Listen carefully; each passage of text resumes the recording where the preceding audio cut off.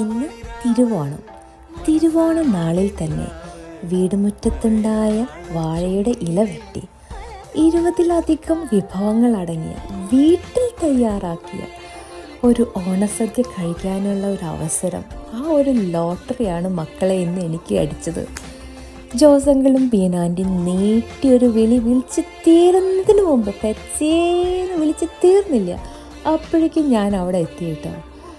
അവിടെ ചെന്നപ്പോൾ കണ്ട കാഴ്ചയോ, എന്താ പറയണ്ടേ, ചോറും സാമ്പാറും ഓലനും ഉള്ളിത്തീയലും എന്ന് പറയേണ്ട, എനിക്ക് പറയാനറിയാത്ത അത്ര അധികം കറികളടങ്ങിയ ഒരു അത്യുഗ്രം ഓണസദ്യയാണ് അവരുണ്ടാക്കിയത്. അവസാനം പഴവും പപ്പടവും പാലട പ്രഥമനും കൂടി മിക്സ് ചെയ്ത് ഒരു പിടുത്തം പിടിച്ചപ്പോഴുണ്ടല്ലോ മക്കളെ, ഇനി ഒരു വർഷം കഴിയണമല്ലോ ഇങ്ങനെ ഒരു സദ്യ കഴിക്കാൻ എന്ന്